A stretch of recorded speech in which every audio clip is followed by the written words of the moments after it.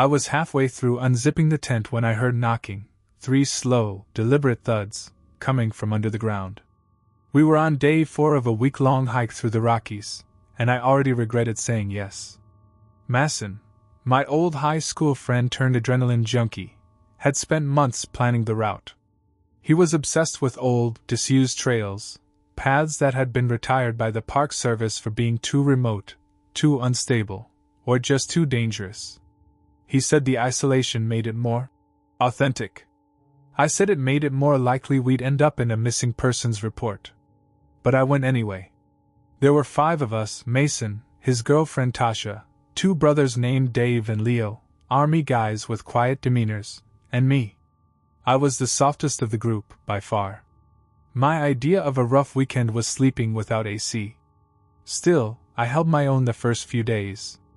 Blisters, cold meals, sore legs, standard suffering. But the altitude made everything feel slower. Heavier. Like your body's moving through syrup and your thoughts get caught in static. By the 4th day, we were high up, somewhere between the tree line and the peak of what Mason claimed was just a side ridge. We'd made camp on a narrow shelf of semi-level ground with a view of the valley below. Gorgeous in theory. But in reality, the wind never stopped, the ground was lumpy with frost-heaved roots, and everything felt off. We set up camp just before sunset. No fire that night. The wood was damp and everyone was too tired to bother. We ate cold trail mix and went to bed with that kind of bone-deep fatigue that makes you dream while you're still awake. And then, sometime past midnight, I woke up. At first, I didn't know why. No noise. No movement. Just that pressure in your chest like something's about to happen. I shifted in my sleeping bag, sat up, and heard the sound again. Knocking. 3 slow, evenly spaced thuds. Muffled, but close. Not from the trees. Not from another tent. From beneath me. I held my breath and pressed a hand to the tent floor. Silence. Then thud. Thud. Thud. I flinched back. My heart was already in my throat. "Dave?" I whispered. His tent was maybe 10 feet from mine. No answer. I unzipped the flap slowly, trying not to make noise. The night was pitch black, the moon buried behind thick clouds. I clicked on my headlamp and scanned the camp. Everything looked normal. Except the dirt by the edge of my tent, disturbed. Like someone had dug into it recently and patted it flat again. Fresh, uneven soil right where my pack had been sitting the day before. I stood there for a moment, headlamp beam trembling with my pulse, and then I did something I probably shouldn't have. I started digging. Just with my hands at first, scraping cold earth away from the surface. The soil was loose, easy to pull. After maybe 2 minutes, my fingers hit something solid. Not rock. Not wood. Metal. I paused. My stomach turned. It was a grate. An old, rusted metal grate, about the size of a backpack, built flush into the dirt like a forgotten access panel. I leaned closer and brushed more dirt off. There were no markings. No hinges. Just steel bars, and below it darkness. And then, as I crouched over it, thud, thud, thud, from underneath. I scrambled back, heart hammering. I thought about yelling for the others, but something stopped me. Whatever was down there, it hadn't tried to get out. It hadn't made noise until I touched the dirt. I stared at the grate for what felt like an hour, but it stayed silent. Eventually, I went back into my tent. I zipped the flap. I didn't sleep. I didn't move. I just lay there in the dark, waiting to hear the knocking again. But it never came. Not that night. By morning, the grate was gone. I know what you're thinking. I questioned it too. Maybe I imagined the whole thing, some hallucination brought on by thin air and thinner sleep. But no, the dirt was still loose. Disturbed. And where I'd clawed away the soil, someone, or something, had filled it back in. No trace of the metal. No sign of the knocking. I didn't tell the others. Part of me wanted to. I even walked over to Mason that morning while he boiled water for oatmeal, opened my mouth to speak, and shut it again. What was I going to say? Hey, I found a weird metal grate under my tent last night, and it knocked at me like it wanted out. No. I kept it to myself. But I watched them more carefully after that. That day's hike took us higher up the ridge. We hit snow before noon, even though it was early fall. The air got sharp and mean, and visibility dropped fast. It didn't help that the trail Mason had, stitched together, barely existed anymore. We were using a mix of GPS, dead trees, and Mason's memory. If he slipped up, we were screwed. Around 3 p.m., we found what looked like an abandoned fire lookout tower, maybe 70 years old. Just the skeleton of it, wooden beams, stairs missing in sections, roof half caved in. Leo scouted ahead, poked around the base, and found a frozen footprint trail, only half melted, like someone else had been there recently. But here's the thing, they didn't lead up to the tower. They led away from it. From the tower. We decided to keep moving. Tasha looked sick, her lips were pale, and she wasn't talking much. Mason finally called it early, and we set camp in a snow-covered dip between two ridges. It offered some shelter from the wind, but that was it. I kept glancing at the snow, paranoid I'd see new prints forming on their own. That night, I didn't sleep again. I stayed awake, sitting in my tent with my headlamp off, eyes locked on the place where I'd found the grate the night before. Nothing. But at some point close to dawn, I started to hear movement. Not footsteps. Not animals. Digging. Slow. Scraping. Like hands clawing through earth. And it was close. I slid my knife from my pack and unzipped the tent just enough to see out. The dirt near Dave and Leo's tent was moving. Twitching. I stared, trying to make sense of it. No one was outside. But the ground. It shifted. And then the sound stopped. I waited. Breath held. Muscles locked. Nothing. Minutes passed. No movement. No one emerged. When the sun rose, I rushed over, quietly, without waking the others. The ground was undisturbed. Perfectly smooth. But I swear to you, I saw it move. We broke camp fast that morning. Everyone looked drained. Even Mason stopped pretending this was fun. No one spoke much. We were supposed to make it to a trail junction by nightfall, an actual marked path that would eventually lead us down to a ranger station. But as we started to descend into the next valley, Leo paused at the top of the hill and said 2 words I'll never forget. Something's wrong. We all turned. The valley was off. The snow was deeper than it should have been. No prints. No wind. It looked untouched. Like no living thing had ever passed through it. And there were holes. Dozens of them. Perfect circles in the snow. 4 feet across. Scattered throughout the basin like old landmine craters. Nothing growing around them. Just pits. I didn't need to walk up to one to know what they were. I'd seen that size before. Back at camp. Beneath the dirt. I grabbed Mason by the arm. We're not going down there. He tried to argue, but stopped when he looked at the holes again. We took a longer route. Off trail. Dangerous. But none of us said a word about it. Not until we hit the junction the next day and saw the first real trail marker in miles. That night, we stayed at a fire-watch cabin, rented, above board, clean. Mason finally broke the silence. Did anyone else hear it? He asked, voice low. The knocking? No one answered. But we all did. And none of us went back into the mountains that year. We were 18 miles from the nearest road when we saw the smoke, thin, curling, and exactly where no one else was supposed to be. It was meant to be a kind of reset. 3 days, no service, just me and my dad hiking part of the old Appalachian Trail through a more remote stretch in North Carolina. It was his idea. He used to do long solo hikes when he was in the army, and I think he wanted to see if I had the grit to do it, too.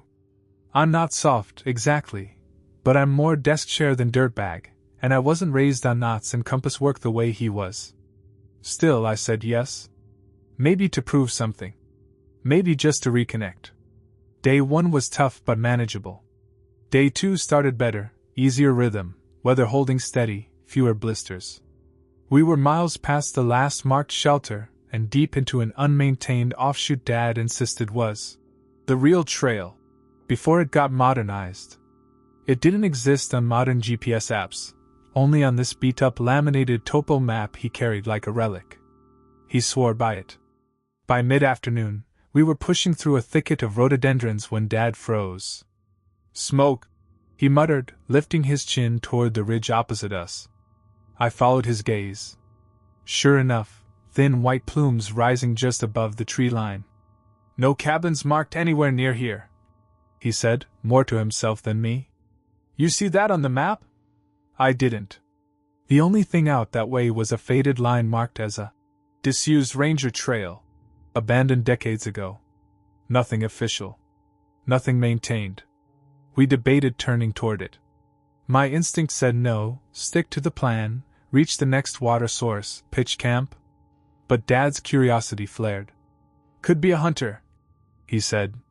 "Or some fool with a bad map." We bushwhacked downhill. It took nearly half an hour to reach the source. The trees opened into a crude clearing about 30 yards wide. In the center was a rough shelter, half lean-to, half tarp, built from pine logs and scavenged plastic. Smoke drifted lazily from a metal stovepipe sticking out of the roof. Around it, gear was strung up on tree branches, tarps, clothes, cans. Some organized. Some not. But what stuck with me most was the silence. No voices. No dog. No axe chopping wood. Just the lazy hiss of fire. We stood at the edge of the clearing. Dad raised a hand like we were entering someone's house. "Hello?" he called. No answer. He looked at me, brow furrowed. I stepped forward, just 1 foot. That's when the tarp rustled, and someone stepped out. A man. Tall but wiry.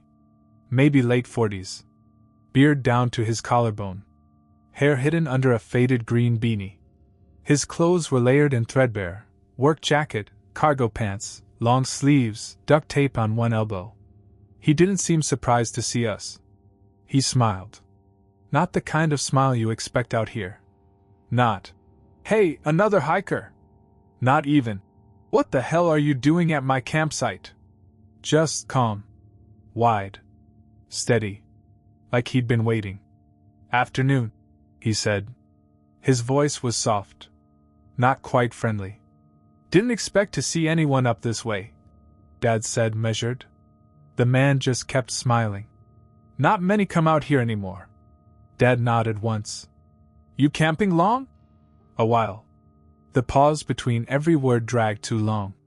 I felt the hairs on my arms start to rise. "Just passing through," Dad said. "Didn't mean to intrude." "No intrusion," the man replied. "Not out here." We stood there a moment longer. I noticed something behind him, just a flash of blue under the lean-to. A cooler? A pack? Or a dog crate? My stomach turned a little. Dad took a subtle step back. "We'll head on," he said, polite but firm. "Stay safe." The man's smile didn't move. "You too." We walked away slow. Didn't speak until we were halfway back up the ridge. "Something's off," Dad muttered. I didn't argue. And I didn't mention that, as we turned to leave, I saw something else. A length of rope. Nailed to the tree. Tied in loops. Like it had been used to hold something. Or someone doubt we hiked for another hour in near silence. I could tell my dad was rattled, though he'd never admit it. The look in his eyes, sharp, calculating, like he was back on patrol somewhere with a rifle and too much intel, told me everything I needed to know. We set up camp well off-trail, close to a creek bed. No fire. We boiled water for food with a small canister stove and kept our voices low, like noise might bring something down on us. On paper, it made no sense. The guy hadn't threatened us. He hadn't done anything wrong. But everything in my gut told me something was wrong with him. Not just the rope tied to the tree. Not just the weird, hollow smile. Something deeper. Something feral. He hadn't blinked once while we were talking. not even when the wind kicked up hard enough to rattle the tarp behind him. That night, sleep came slow and restless. Around 1 a.m., I woke up needing to piss. I slid out of the tent as quietly as I could, headlamp off. The moon was out, casting everything in silver and black. I stepped a few yards away, took care of it zipped up. And then I heard the snap of a twig. I froze. Another step. Closer. Not an animal. Not a deer. 2 feet moving slowly. I turned my head and saw it, just a shape at first. Tall. Thin. Holding something. A flashlight. But the beam wasn't on. He stood maybe 30 feet away, just beyond a clump of trees. Not moving. Just watching. I backed toward the tent, hand on the knife in my waistband. I didn't say anything. Didn't want to wake my dad unless I had to. Maybe this was some weird misunderstanding. Maybe he was just a guy who didn't know how to interact with people anymore. But he followed me. Step for step. No sound. Just that flashlight swinging in his grip. I ducked inside the tent and zipped it shut. "Dad," I whispered, shaking his shoulder. He was already awake. Eyes open. Breathing quiet. "You see him?" he asked. I nodded. We waited in silence. I expected the zipper to start sliding open any second. It didn't. Eventually, my dad unzipped the tent just enough to peek out. No one there. But something had changed. Our bear bag, the one with all our food, was gone. So was my pack. We got up, checked the area. Found the food bag maybe 20 yards out, torn open. My pack had been rifled through, then tossed under a bush. Nothing missing, just disturbed. He wanted us to know he'd been there. We didn't sleep again. At first light, we broke camp in record time and headed toward the trail junction 6 miles south. The air felt wrong, quiet, like the woods were holding their breath. Every time I turned around, I expected to see that green beanie bobbing through the trees behind us. But we never saw him again. We made it to the junction by mid-afternoon and followed the main trail out to a ranger cabin that doubled as a supply station. A young guy in uniform greeted us at the door. We told him the basics. Creepy guy off route, weird shelter, rope in the trees. His face darkened as we spoke. "We've had reports," he said quietly. "From hikers last season. Same area. Same description. One guy said the man tried to follow him back to camp." "Is he known?" Dad asked. The ranger shook his head. "We don't have a name. He's not supposed to be out there. No permits. Shelter's illegal. We've tried sending people in to find it, but he's never there when they go." "So what is he?" I asked. He didn't answer. But later, as we signed out and got ready to drive home, the ranger stepped outside and caught my dad by the arm. "Next time," he said. "If there is a next time, don't just walk away." "What do you mean?" my dad asked. The ranger hesitated. Then he said, "Sometimes it's better to report a grave than leave a living man behind." I didn't hear the voice on the radio until the 3rd day, broken, crackling, and begging for help on a channel no one was supposed to be using. I was 3 days into a solo trek through the Beartooth Plateau, chasing a dumb dream of disconnecting.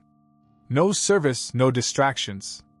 Just me, my gear, and a long stretch of frozen ridgelines. I planned everything: weather windows, bailout points, food caches, mapped GPS routes, redundancies for my redundancies.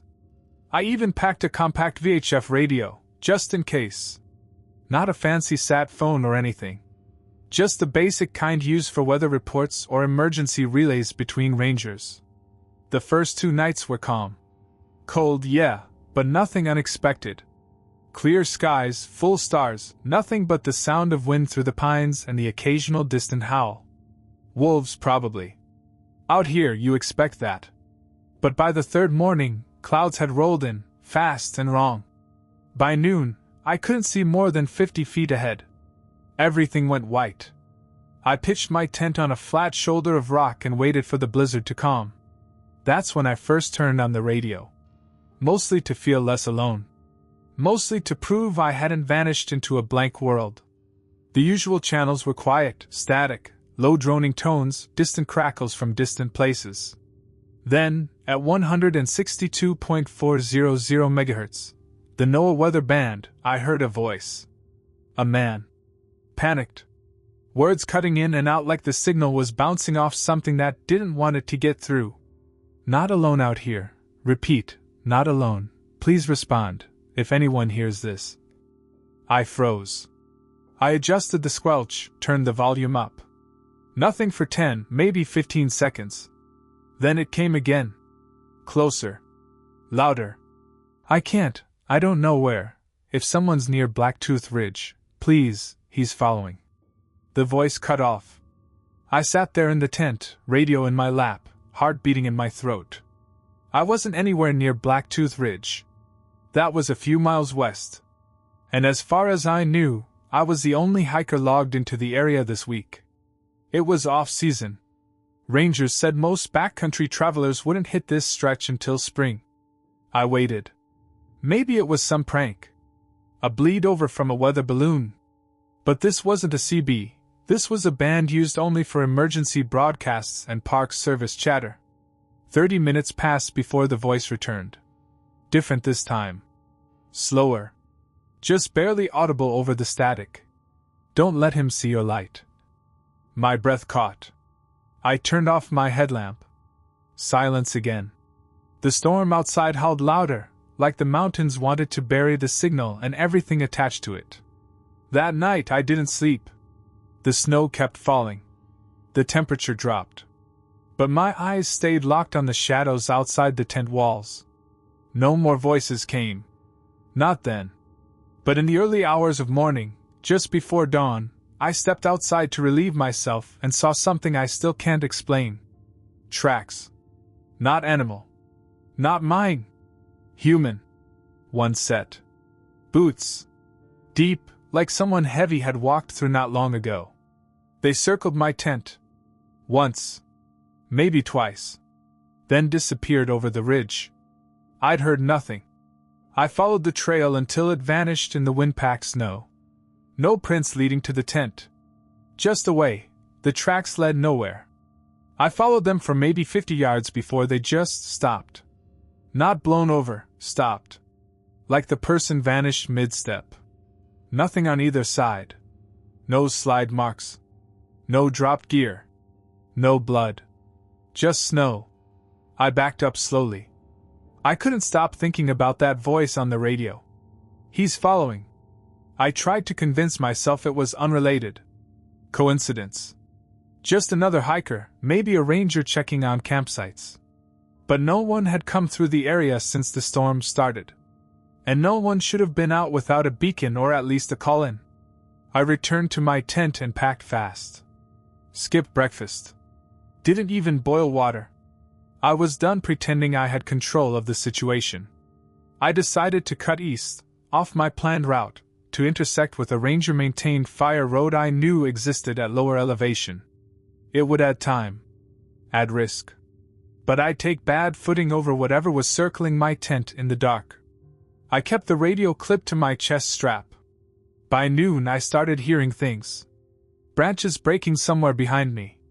Not close. Just consistent. Like someone walking with the same pace I was. Keeping distance. Waiting. I stopped often. Listened. Nothing. But the moment I started again, snap. Crunch. At one point, I ducked behind a boulder and waited for almost 20 minutes. I didn't move. Barely breathed. Nothing passed me. But when I stepped out again, there was a new set of prints behind mine. Matching step for step. I didn't stop again after that. I just pushed harder, moving down the mountain as fast as I could without blowing out a knee. My thighs were burning, and the altitude made my lungs feel like they were wrapped in wire. Still, I kept going. Around 3 p.m., the radio clicked back to life. He's copying people now. The voice was different this time. Female. Hushed. Clipped like every syllable cost her. Sounds like your voice. That's how he gets close. Don't listen. Then static. I stopped cold in the middle of a slope, the radio cradled in my glove. I waited for more, but it was gone. I turned in a slow circle. Nothing moved. Nothing breathed. Only wind. I powered through the last 2 miles like I was being hunted, because, honestly, that's exactly how it felt. I didn't see anyone. Not once. But I felt him. Behind every switchback. Just out of frame. Just quiet enough to doubt myself. By the time I reached the fire road, it was dark again. I camped just off the trail, tucked behind a fallen pine. Slept with my knife under my hand and my pack between my knees. That night, the radio stayed silent. But just before dawn, I woke up to the sound of my own voice. Right outside the tent. "Hey, it's me. You okay? Come out." I didn't move. It was my voice. Not close, but not far. Calm. Familiar. Like a perfect recording from my own throat. "Hey, it's me. You okay? Come out." Exactly the same. Again. And again. I stayed frozen until the sun started to rise. Then I crawled out, knife drawn, heart pounding. No one was there. No prints this time. No sound. Just trees. When I finally reached the ranger outpost the next day, I tried to report what happened. I didn't say everything. Just the voice on the weather band. The footprints. The unknown presence. The ranger, a grizzled guy in his 60s, listened quietly. Then he said, "That band's been quiet for 20 years. Since the fire." I asked what fire. He stared at me a moment too long before answering. "Guy got lost during a snow squall. Sent a few maydays before his battery died. They found his body a week later." I asked if anyone else had ever heard him since. He looked out the window and said, "Sometimes. But only when they're alone." I left that afternoon. Haven't touched a trail since. And I never turned the radio back on. He was standing in the middle of the road, facing my car, but not moving. Not waving. Not reacting. Just standing there while the snow kept falling. It was the kind of blizzard that shuts down everything. I was driving back from a work trip in Idaho, trying to make it across a mountain pass before they closed it off. I shouldn't have pushed it, I knew that. But my hotel reservation had fallen through, and the idea of spending the night in my car in a tiny mountain town didn't appeal to me. The sky was already slate gray when I started up the pass. The forecast called for light flurries. It lied.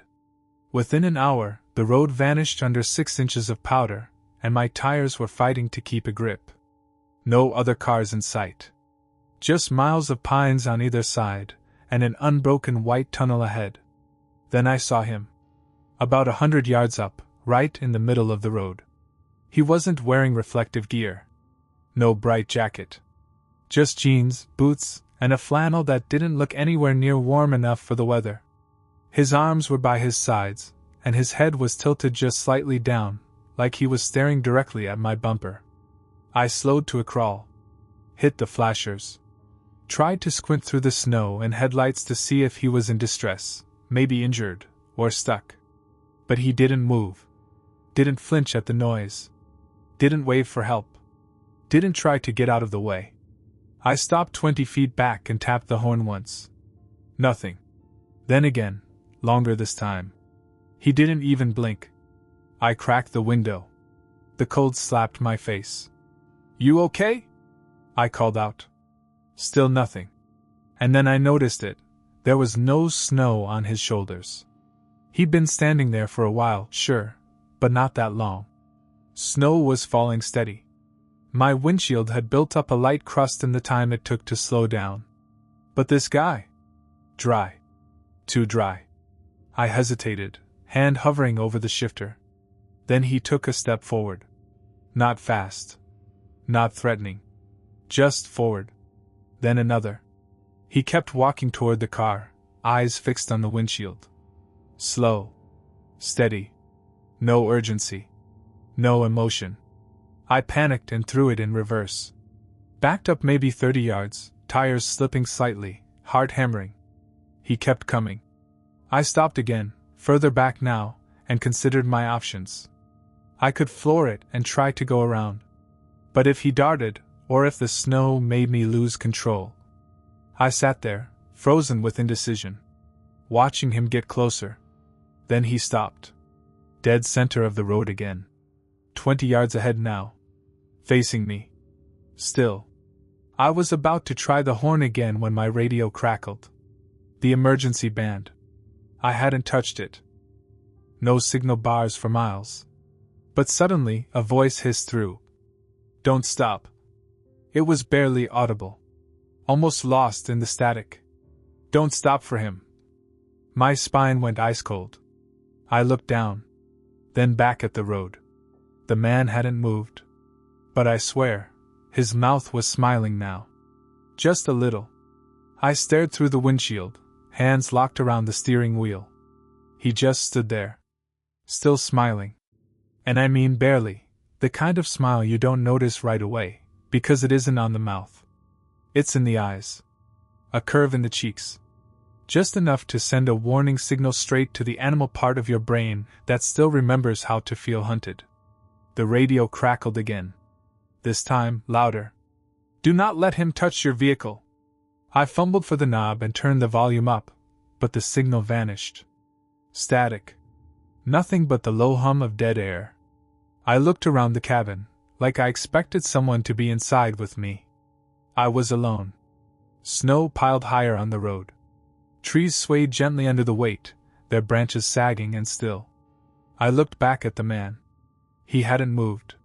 But the expression on his face, it had changed again. Not friendly. Not angry. Just patient. Like he had all the time in the world. I didn't. The storm was getting worse, and if I stayed parked here, I'd be snowed in within the hour. I had enough gas to idle for a while, but not through the night. I had to move. I shifted into drive and slowly began to steer toward the edge of the road, trying to give him space. If I could pass on the shoulder, I might be able to ease around and be done with it. But the second I turned the wheel, he started walking again. Same pace. Dead on toward my hood. I threw it in reverse. He stopped. I tried again. Forward. He moved. It was like a game. Or a threat. My fingers trembled on the wheel. "Okay," I whispered, like someone might hear me. Okay. I checked my side mirror. Snowbank. Steep ditch just beyond it. If I gunned it at just the right angle, I might make it around him. The shoulder was tight, and I risked getting stuck, but something in my gut said being stuck was still better than sitting still. I took a breath. "Don't look at him," I whispered to myself. I flicked off my headlights. Left only the running lights on. Then I floored it.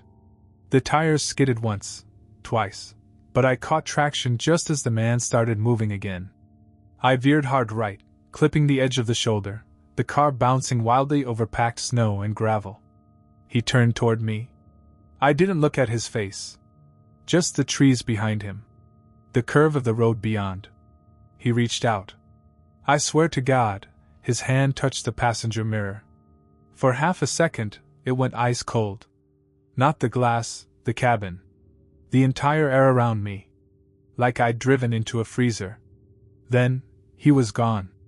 I looked in the rearview mirror, heart thudding. Nothing. Not in the road. Not in the snow. No figure. No tracks. Just white. I drove. Didn't stop. Not until I reached the next town, an hour down the mountain. Pulled into the first gas station I saw and sat there for a while, engine running, hands shaking, not even sure what to say if someone asked. I checked the car for damage. Nothing. Except the passenger mirror. It was gone. Not cracked. Not bent. Gone, like someone had unbolted it without a scratch. I told the ranger station the next morning. The woman behind the desk blinked slowly. "That pass closed at 4 yesterday," she said. "You should have been stopped at the bottom." "There was no gate," I told her. "There should have been," she said. You said he was standing in the road? Yeah, I muttered. Blocking it. She looked over at the other ranger. I thought he was done with that. The other ranger didn't answer. The summit log only had one entry in the last week. No name. No date. Just 2 words scribbled in dull pencil. Still here. It was too cold for a joke. I'd made the summit of Picket Needle alone, just after noon. Not a big-name peak, but notorious for its final ridge, knife-thin, half rock, half regret. No marked trail. No margin for mistakes. I knew the risks. I came prepared. What I didn't expect was the entry. It was stuffed inside a dented ammo can, wrapped in a Ziploc. The handwriting was shaky, like it had been written by someone half-frozen. Still here. I laughed, but it didn't reach my chest. Then I found the wrapper. Near the summit block, tucked behind a rock like someone had eaten there recently. Torn open protein bar, frost-dusted but fresh. No mold. No moisture. Not old enough to forget. I checked the surrounding rock. That's when I saw it, one boot print. It wasn't mine. Pressed into a patch of snow near the edge. Not part of an approach. No matching trail in or out. Just a single, heavy print, facing east. Like someone had stood there. Waiting. I looked around. Nothing but stone, sky, and silence. I radioed base for a weather update. No response. Not uncommon out here, but still, another little pressure on the ribs. I started my descent. It wasn't panic. Not yet. But I skipped my usual summit snack. Kept my crampons tight. Double-checked the rope system even though I'd free-climbed up. I just felt off. The clouds were rolling in sooner than expected. A low front, fast and heavy. Visibility dropped. By the time I hit the first ledge, the sun was gone. Not set, gone. That's when I looked back up. There was someone on the summit. A silhouette. Standing where I'd been 10 minutes earlier. Still. No movement. No gear. Just watching. I squinted through the fog. Lifted my phone to zoom in. Dead. Battery was full that morning. I looked again. The figure was gone. I rappelled to my bivvy ledge in record time. Set up my tent, climbed in, and kept my boots on. Every sound outside made me flinch. Wind scraping rock, small slides of snow, branches cracking in patterns that felt intentional. I didn't sleep much. Around 2 a.m., I heard something shift outside the tent. Slow. Like weight on stone. Then it stopped. A long silence. Then a whisper. Still here. I didn't move. The whisper came from just outside the tent wall, close enough I could feel it in my teeth. Still here. I wanted to believe it was wind. Just wind. But it wasn't. The voice was slow, human, and flat, like someone repeating something they didn't understand. I lay frozen in my bag, hand tight around the handle of my ice axe. The whisper didn't come again. Eventually, I convinced myself it was sleep deprivation. High altitude plays tricks. Maybe I dreamt it. Maybe it was my own voice in my head, echoing back something I read in that damned summit log. I stayed inside until first light. When I finally stepped out, everything looked normal. Tent undisturbed, no tracks in the snow. Except my rope line was gone. I'd fixed it to a rock before bed, just in case of a quick rappel. Coiled, tied, flagged with orange tape. Gone. Cut, maybe? Or untied and taken. No sign of it anywhere. I packed up in 15 minutes. Every zip, every strap, every glance behind me felt like it took an hour. I didn't eat.